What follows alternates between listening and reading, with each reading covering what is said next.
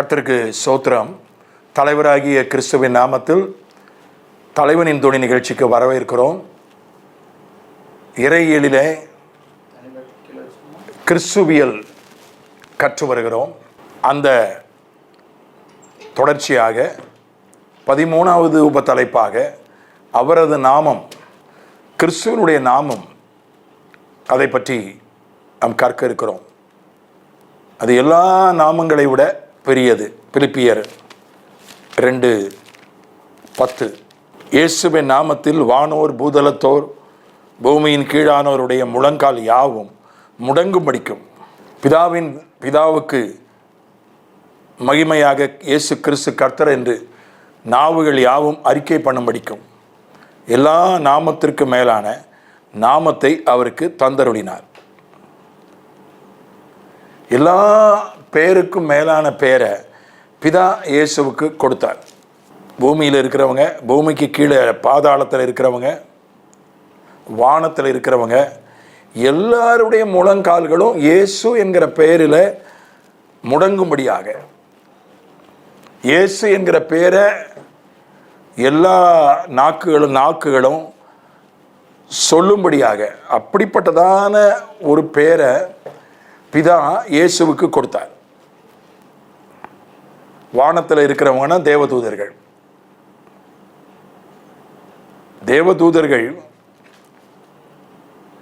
அந்த பேரை சொன்னாலே ஒரு முழங்கால் படியிடுவார்கள் என்று ஒரு தேவனுடைய மனுஷன் சொன்னார். தேவனுடைய மனுஷன் ஒரு தரிசனத்தை கண்டாராம். சுற்றிலும் தேவதூதர்கள் இருக்கிறதை கண்டாராம். அவர் பிரசங்கித்து கொண்டிருந்த போது சுற்றிலும் தேவதூதர்கள் இருக்கிறதை கண்டார். எப்பொழுதெல்லாம் பிரசங்கத்தில் இயேசு என்கிற பெயரை அவர் சொன்னாரோ அப்போதெல்லாம் சுற்றி இருக்கிற தேவதூதர்கள் முழங்கால் படிகிறதை பார்த்தாராம். அந்த பேருக்கு அவ்வளவு மகிமை. இந்த பேரை சொன்னாலே வானத்தில் இருக்கிற தேவதூதர்கள் எல்லாரும் அந்த பேரை சொன்னாலே முழங்கால் போடுவாங்க. அவங்களும் அந்த பேரை சொல்லுவாங்க, இயேசுன்னு சொல்லுவாங்க, இயேசு கிறிஸ்துன்னு சொல்லுவாங்க. பாதாளத்தில் இருக்கிறவங்க பிசாசுகள், வானமண்டலங்களிலும் பொல்லாத ஆவிகள் இருக்கு, அவைகளும் அப்படிதான். பிசாசு அவன் தேவ ஜனத்துக்கு எதிராக கிரியை செய்தாலும் கூட அவன் இயேசுன்ற பேரை சொன்னா அவனும் முழங்கால் தான் போடுவான். போட்டுதான் ஆகணும், வர வழி கிடையாது. அவன் பண்றது எதிரான வேலையா இருந்தாலும். பாதாளத்திலையும் பிசாசுகள் இருக்கின்றன, பாதாளத்திலையும் பாவத்தில் மரித்து போன ஆத்துமாக்கள் இருக்கின்றன. அவைகளும் இயேசுன்ற பெயரை சொன்னால் அது கர்த்தர் கொடுத்த கட்டளை, முழங்கால் போட்டு தான் ஆகணும். பாதாளத்தில் இருக்கிற ஆவிகள், பாதாளத்தில் இருக்கிற பாவத்தில் மரித்து அங்கே இருக்கிற ஆத்துமாக்கள் எல்லாரும் இயேசு கிறிஸ்துன்னு பேரை கேட்டாலே முழங்கால் போட்டு தான் ஆகணும். வாயை திறந்து அந்த பேரை சொல்லி தான் ஆகணும். தேவதூதர்கள் இயேசு என்கிற பெயரில் முழங்கால் போட்டு தான் ஆகணும். இயேசு என்கிற பெயரை அறிக்கையிட்டு தான் ஆகணும். அதே போல் வானமண்டலம் உள்ள பொல்லாத ஆவிகளும் அப்படி செஞ்சு தான் ஆகணும். பூமியில் உள்ளவர்கள்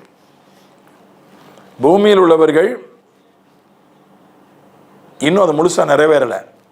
பூமியில் இருக்கிறவங்கெல்லாம் இயேசுவின் பெயரை சொல்லணும், இயேசு என்கிற பெயருக்கு முன்னால் முழங்கால் படியிடணும்னு பிதா கட்டளையிட்டு இருக்கிறார். ஆனால் அது முழுசாக நிறைவேறலை. அநேகர் அதை செய்கிறாங்க, ஆனால் அதை முழுசாக நிறைவேறலை. ஆனால் ஒரு நாளிலே அது முழுசாக நிறைவேறும். 1000 வருஷ அரசாட்சியில் இயேசு என்கிற பெயருக்கு எல்லாரும் முழங்கால் போடுவாங்க. பூமியில் உள்ள மக்கள் அத்தனை பேரும் முழங்கால் போடுவாங்க, அவருடைய பெயரை அறிக்கை செய்வாங்க. அதுக்கு தான் 1000 வருஷ அரசு. அதனுடைய நிறைவேறுதல் தான் 1000 வருஷ அரசாட்சி. அதே போல் எபேசியரில் படிக்கிறோம், எல்லா பேருக்கும் மேலான பேர் இயேசுனுடைய பெயர். எல்லா துரைத்தனத்துக்கும், அதிகாரத்துக்கும், வல்லமைக்கும், கர்த்தத்துவத்துக்கும், இம்மையில் மாத்திரமல்ல மறுமையிலும் பேர் பெற்றிருக்கும் எல்லா நாமத்துக்கும் மேலாய் அவர் உயர்ந்திருக்கத்தக்கதாக. இம்மைனா இந்த பூமியில் சில பேர்கள் அவ்வளவு புகழோடு இருக்கிறது. சில பேரை சொன்னாலே அவ்வளவு புகழ். சில சரித்திர புருஷர்களுடைய பேர், அவங்க பேரை சொன்னாலே அவ்வளவு புகழ். நம்முடைய தேச தந்தை காந்தி 105 நாடுகளிலே அவருக்கு செலவு வச்சிருக்காங்க. காந்தி இந்தியாவில் மட்டும் புகழ் பெற்றவர் அல்ல, இந்தியாவினுடைய தேச தந்தை மட்டுமல்ல, அங்க உலகத்தில் பல நாடுகளில் அவருடைய புகழ் பரவி இருக்கிறது. அவ்வளவு புகழ் பெற்றவர்.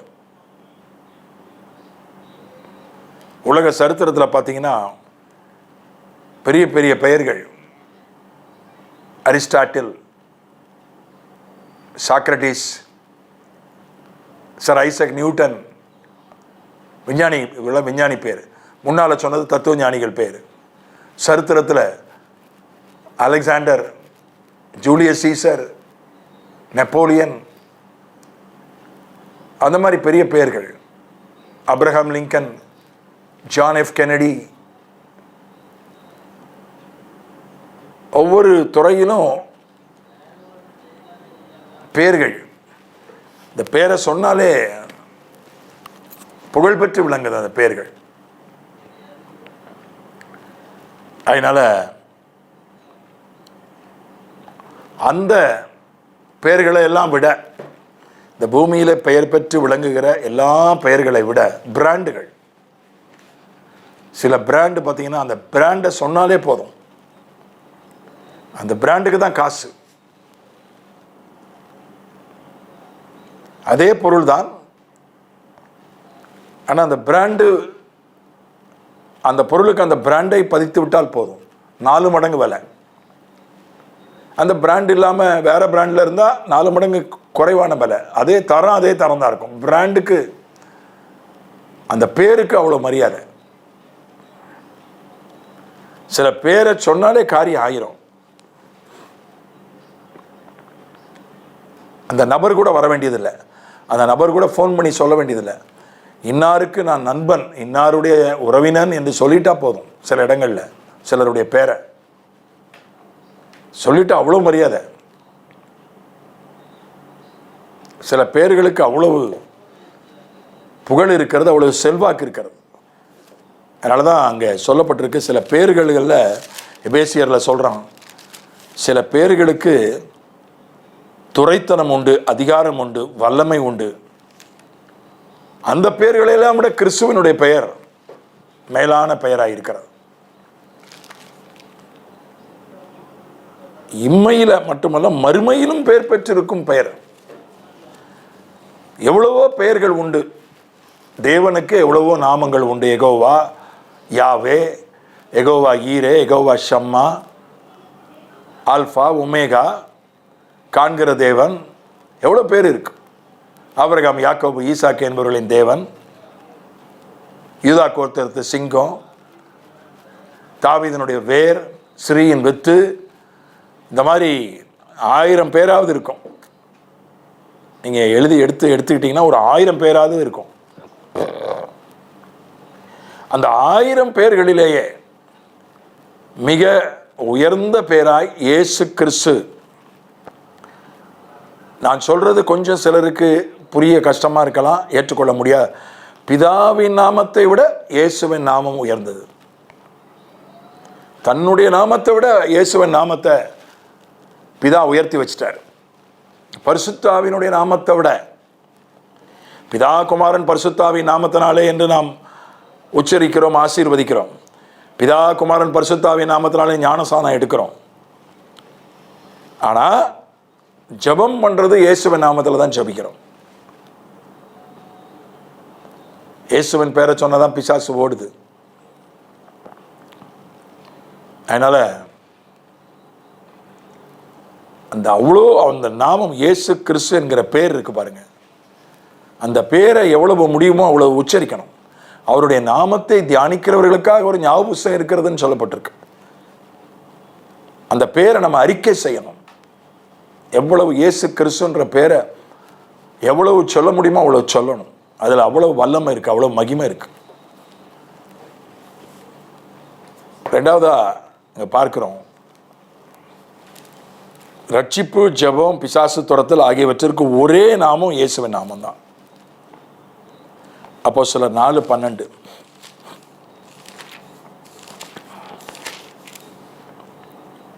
அவராலே அன்றி வேறு ஒருவராலும் ரட்சிப்பு இல்லை.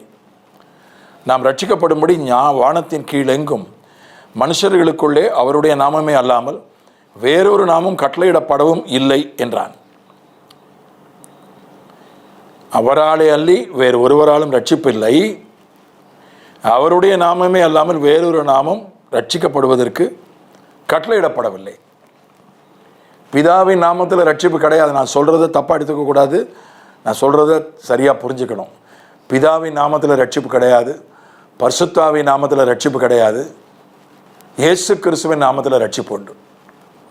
ஏன்னா அவர் தான் மனிதனாய் வந்தார், அவர்தான் மனிதனுடைய பாவங்களுக்காக மரித்தார்.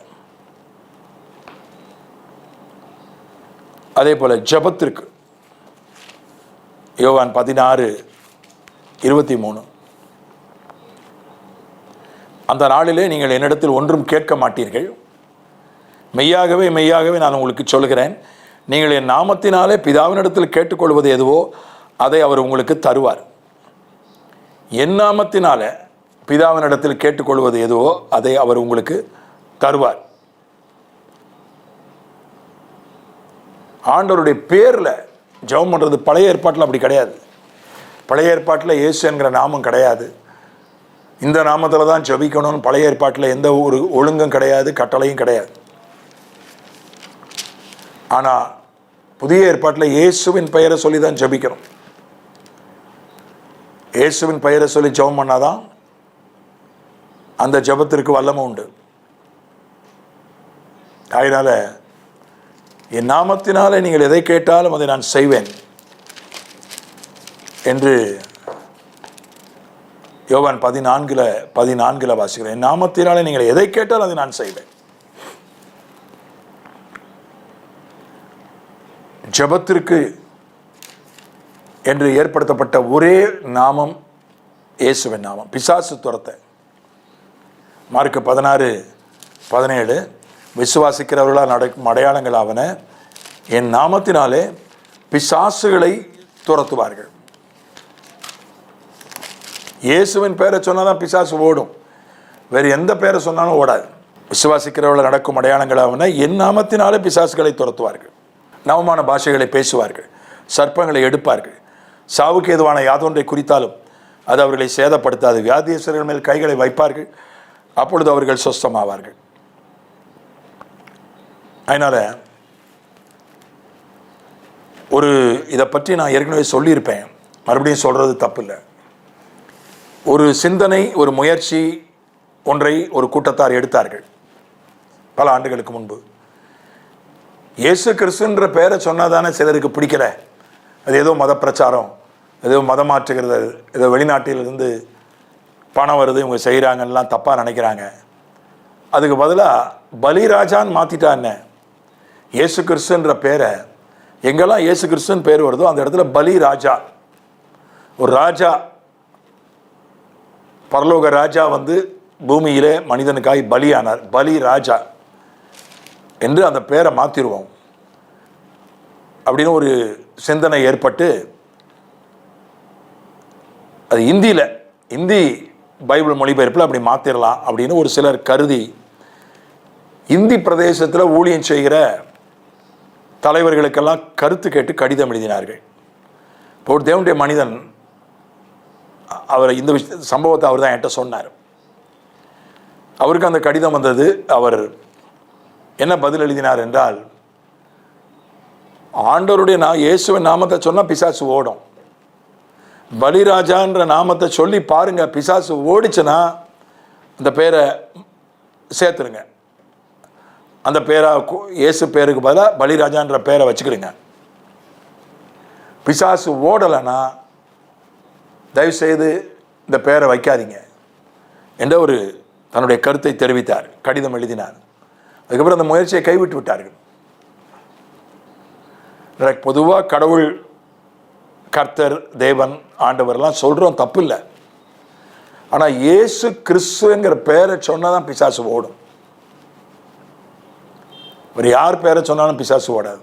5 அடையாளங்கள் நான் சொன்ன மாதிரி அதே மார்க்கு 16, 17, 18 நவமானம், அந்நிய பாஷை பேசுறது, வியாதிகள் சுகமாவது, சர்ப்பங்களையும் தேள்களையும் மிதிக்கிறது, எடுக்கிறது, அதே போல் சாவுக்கு ஏதுவான யாதொன்றை குடித்தால் அது அவர்களை சேதப்படுத்தாது.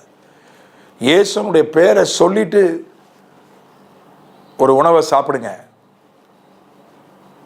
ஒரு பானத்தை குடிங்க, அதில் விஷம் இருந்தால் கூட உங்களை ஒன்றும் செய்யாது. இயேசுன்ற பேருக்கு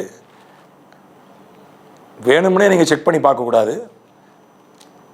ஏதோ ஒரு உடலை கெடுக்கக்கூடிய ஒரு பொருளை உணவில் கலந்துட்டு இயேசுன்ற பேரை சொல்லிட்டு சாப்பிட்டு பார்க்கக்கூடாது. அது தப்பு. அது பரீட்சை பார்ப்பது. உங்களை அறியாமல் இப்போ தான் பொல்யூஷன் இருக்குல்ல, இப்போ தான் எல்லாமே மாசுபட்டுடுச்சுல, உங்களை அறியாமல் ஏதோ ஒரு விஷமோ அல்லது ஏதோ உடல் நலத்தை கெடுக்கக்கூடிய ஒரு மாசோ ஒரு கலப்படமோ என்னமோ ஒன்று நீங்கள் குடிக்கிற பானத்தில் நீங்கள் உங்கிற உணவில் கலந்துருக்கு. இயேசுன்ற பேரை சொல்லிட்டு நீங்கள் அதை சாப்பிட்டீங்கன்னா குடிச்சிங்கன்னா உங்களை ஒன்றும் செய்யாது என்று அவ்வளோ வல்லம் அந்த பேரில் இருக்கு. யோவான் 1:12 அவருடைய நாமத்தின் மேல் விசுவாசம் உள்ளவர்களாய் அவரை ஏற்றுக்கொண்டவர்கள் எத்தனை பேர்களோ அத்தனை பேர்களும் தேவனுடைய பிள்ளைகளாகும்படி அவர்களுக்கு அதிகாரம் கொடுத்தார். அவருடைய நாமத்தின் மேலே விசுவாசம் வச்சா, அவர் பேர் மேலே விசுவாசம் வைக்கணும். அவர் மேலே விசுவாசம் வைக்கிறது ஒன்று, அந்த பேர் மேலே விசுவாசிக்கும். பேரில் என்னையா இருக்கு? அவர்கிட்ட வல்லமை இருக்கு. அவர் பேரில் என்னையா இருக்கு? அந்த பேரை, அந்த பேரில் ஒரு நம்பிக்கை வச்சா, ஒரு விசுவாசம் வச்சா, அவருடைய பிள்ளைகளாகும்படியான அவருடைய நாமத்தின் மேல் விசுவாசம் உள்ளவர்களாய் அவரை ஏற்றுக்கொண்டவர்கள் எத்தனை பேர்களோ அத்தனை பேர்களும் தேவனுடைய பிள்ளைகளாகும்படி அவர்களுக்கு அதிகாரம் கொடுத்தார். ஏன்னா அவரை நம்ம நேரில் பார்க்கல, அவர் சத்தத்தை நம்ம நேரில் கேட்கல. அவருடைய நாமம், அவருடைய பேரை தான் நம்ம எத்தனையோ பேரை நம்புகிறோம். சார் நல்ல பிராண்டை நம்புகிறோம் இல்லையா? எவ்வளோ பிராண்ட் இருக்கு. ஒரு வாட்ச்னா ஒரு டைட்டன் அப்படின்ற பிராண்டை நம்ம நம்புகிறோம். சரி, டைட்டன் அந்த வாட்ச் நல்லா இருக்கும். ஒரு செருப்புனா பேட்டா போன்ற பிராண்டுகளை உதாரணத்துக்கு தான் சொல்கிறேன். நான் எந்த பிராண்டையும் விளம்பரப்படுத்தலை. பேட்டாவா அதை நம்பி வாங்கலாம் என்று நினைக்கிறோம். அது மாதிரி ஒவ்வொரு பொருளிலையும் ஒவ்வொரு பிராண்டை நம்ம நம்புகிறோம். அது இந்த பிராண்டாக இருந்தால் நிச்சயமாக நம்பலாம். நம்பி அந்த பிராண்ட் இருந்தாலும் நம்பி வாங்கலாம். ஒவ்வொரு பிராண்டு மேலேயும் நம்ம நம்பிக்கை வச்சுருக்கிறோம். அதே மாதிரி இயேசு கிறிஸ்துங்கிற பிராண்டு மேலே, பெயர் மேலே நேரில் அவரை பார்க்கல, அவர் சத்தத்தை நேரில் கேட்கல, ஆனால் அவருடைய பேர் மேலே நம்ம பாட்டா கம்பெனியை தலைமை அலுவலகத்தை நேரில் போய் பார்க்கல. அது எங்கேயோ வட இந்தியாவில் இருக்குன்னு நினைக்கிறேன். அந்த பாட்டாவினுடைய தலைமை அதிகாரியை, உரிமையாளர் நம்ம நேரில் பார்த்ததில்லை, அவர் நம்மக்கிட்ட பேசினதில்லை. ஆனால் அந்த பாட்டா அப்படின்ற அந்த பிராண்டு மேலே நம்பிக்கை வைக்கிறோம். புரிகிறதுக்காக உதாரணத்துக்கு சொல்கிறேன். அதே மாதிரி இயேசு கிறிஸ்துவின் பெயர் மேலே நம்பிக்கை விசுவாசம் வச்சு தான் அவரை ஏற்றுக்கிட்டோம். அத்தனை பேர்களும் தேவனுடைய பிள்ளைகளாகும்படி அவர்களுக்கு அதிகாரம் கொடுத்தார். ஆண்டவர் நமக்கு அந்த அவருடைய நாமத்தில் தான் பிள்ளை என்கிற அதிகாரம் வந்திருக்கிறது. நம்ம ஆண்டவருடைய பிள்ளை என்கிற அதிகாரம் அது அப்படித்தான் வந்திருக்கிறது. அப்போஸ்தலர் 3:1 ஜெப வேளையாகிய 9ஆம் மணி நேரத்தில் பேதுருவும் யோவானும் தேவாலயத்துக்கு போனார்கள். 16 அவருடைய நாமத்தை பற்றும் விசுவாசத்தினாலே அவருடைய நாமமே நீங்கள் பார்த்து அறிந்திருக்கிற இவனை பலப்படுத்தினது. அவரால் உண்டாகிய விசுவாசமே உங்கள் எல்லாருக்கும் முன்பாக இந்த சர்வாங்க சுகத்தை அவனுக்கு கொடுத்தது. அவருடைய நாமத்தை பற்றும் விசுவாசத்தினால அவருடைய நாமமே நீங்கள் பார்த்து அறிந்திருக்கிற இவனை பலப்படுத்தினது. ஆண்டவருடைய நாமம். ஒருவனுக்கு பிறந்ததிலிருந்து நடக்க முடியாது. ஆண்டவருடைய நாமம். சிலருக்கு பாருங்க, இயேசுங்கிற பேர் தான் தெரியும், வேற ஒன்றும் தெரியாது. இயேசுன்ற பேரை கேள்விப்பட்டிருப்பாங்க, அவ்வளோதான். வசனம் கூட தெரியாது. அப்புறம் வார்த்தை, அதுக்கப்புறம் பரிசுத்த ஆவி. வார்த்தையினாலும் சுகமாக்குறாரு. தம்முடைய வசனத்தை அனுப்பி அவர்களை சுகமாக்கினார். சங்கீதத்தில் படிக்கிறோம். பரிசுத்த ஆவியின் மூலமாகவும் சுகமாக்குகிறார். சாவுக்கு ஏதுவான சரீரங்களை ஆவியானவர் உயிர்ப்பிப்பார்னு ரோமர் 8 படிக்கிறோம். இப்போ இவனுக்கு ஒன்றும் தெரியாது. இந்த பிச்சை எடுக்கிறான் பாருங்க, பிறவி முடவன், நடக்க முடியாதவன், பிறவி முடவன் பிச்சை எடுக்கிறான். அவனுக்கு ஒரு வசனமும் தெரியாது, சுவிசேஷம் தெரியாது. பரிசுத்த ஆவியானவர் அவனுக்குள்ள இல்லை. ஒன்று தான் தெரியும்.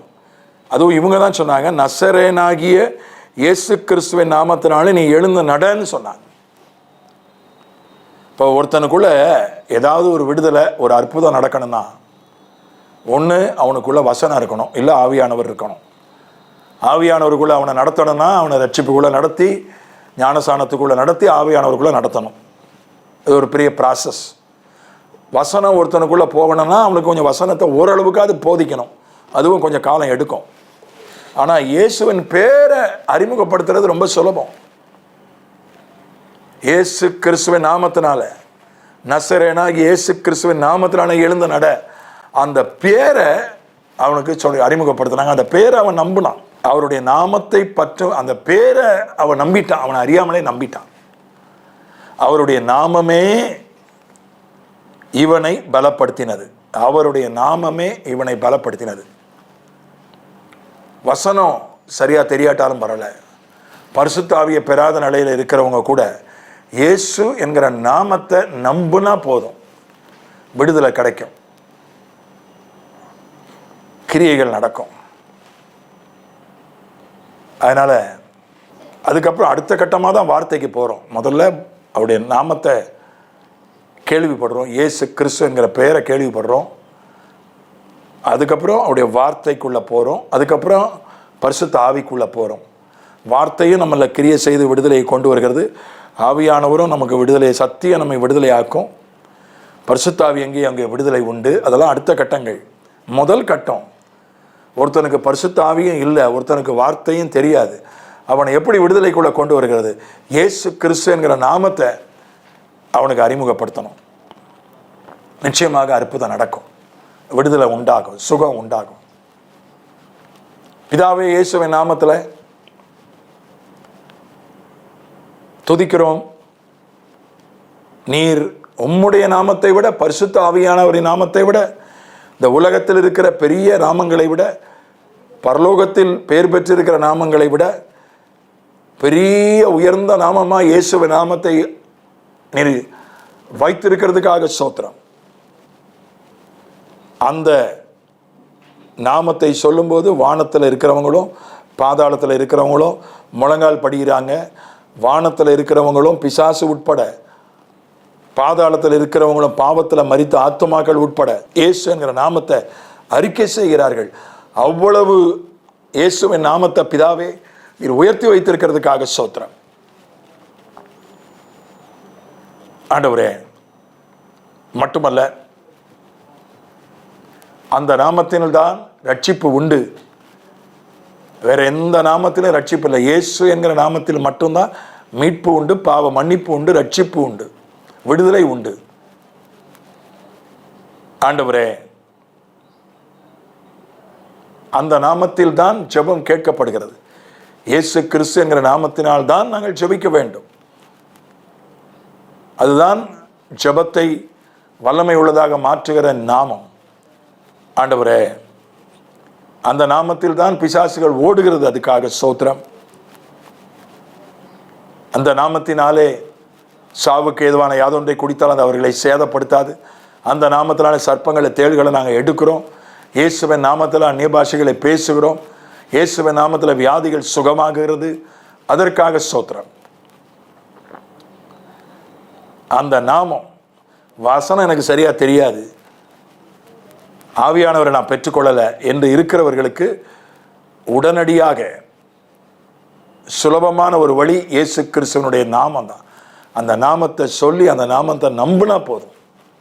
இந்த நாமம் அவர்களை விடுவிக்கும், அவர்களுக்குள்ள கிரியை செய்யும். அப்படிப்பட்ட கிரியைகளுக்காய் ஸ்தோத்திரிக்கிறோம். இயேசு என்கிற நாமத்தை நம்பினாலே தேவ பிள்ளை என்கிற அதிகாரம் கிடைக்கிறது. இயேசுவின் பெயரை நம்புகிறவர்களை பிதா தன்னுடைய பிள்ளைகளாக ஏற்றுக்கொள்கிறார், அதிகாரத்தை கொடுக்கிறார். அதுக்காக ஸ்தோத்திரம். அந்த நாமம் எங்களுக்கு தரிக்கப்பட்டிருக்கிறதுக்காய் ஸ்தோத்திரம். இயேசுவின் மூலமே பிதாவே, ஆமென்.